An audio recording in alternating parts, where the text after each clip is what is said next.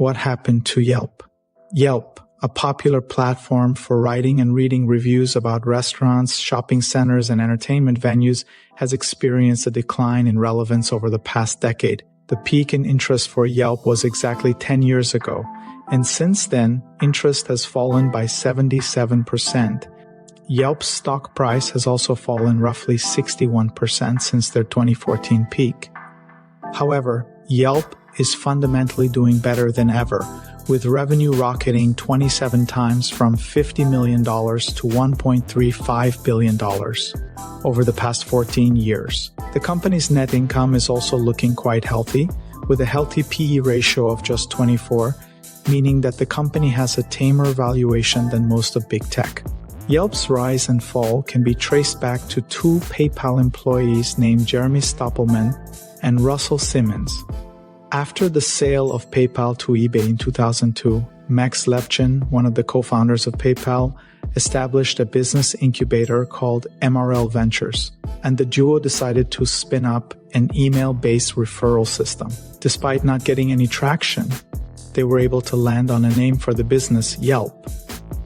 It's supposed to be a combination of help and yellow pages. Finding a name was the easy part, though. Now, they had to pivot the business and drive users.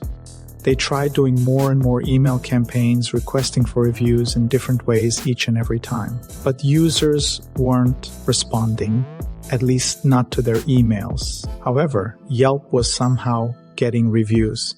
In early 2005, the duo decided to completely scrap the emailing idea and set up a new website. They loaded the website with 20 million businesses from a database and focused on unsolicited reviews with the slogan, "Real people, real reviews." This tiny change was all Yelp needed.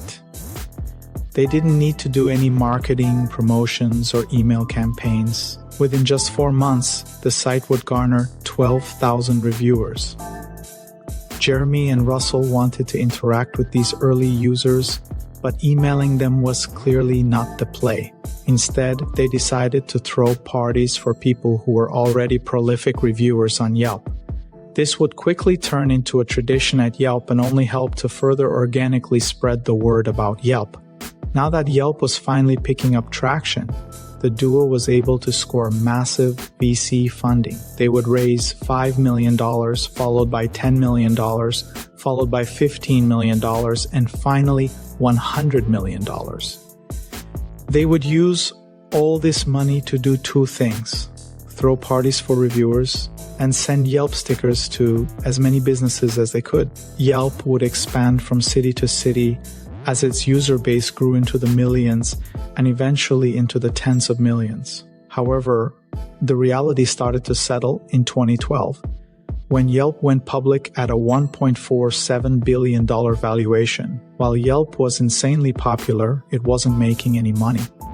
Yelp, a popular for-profit website, faced challenges in its monetization strategy due to the shift from growing its user base to increasing its bottom line. The company's main monetization strategy was advertising, specifically sponsored listings. However, Yelp's success was hindered by the presence of soliciting requests and the perceived pressure to pay for premium profiles. The enhanced profile package offered by Yelp allowed businesses to upload custom pictures and videos and secure a Yelp verified license, which raised ethical concerns. The best-looking Yelp profiles were not necessarily the ones with the best reviews or credibility, but paid profiles. This undermined the purpose of Yelp, which was to find real reviews from real people without the influence of marketing dollars. Local businesses felt pressured into buying premium Yelp profiles, as a strong Yelp profile had become a public seal of approval for businesses, forcing them to upgrade just to stay competitive. Additionally, Yelp's allegiance to advertisers and profile upgrades raised questions about its financial incentives. There are also conspiracies that Yelp deletes negative and positive reviews depending on how much money users make. Despite Yelp's claims that reviews are only deleted if they violate their terms of service or are flagged as illegitimate, the community remains skeptical. Some small businesses have reported hidden reviews appearing after signing up for advertising, making canceling a nightmare.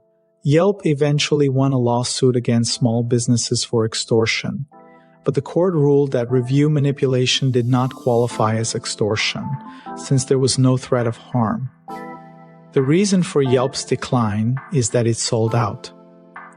Yelp was initially a venture-backed for-profit company with a long-term goal to monetize the online review space. However, honest reviews and monetization didn't mix well together, leading to people leaving the platform when they felt corporate influence creeped in.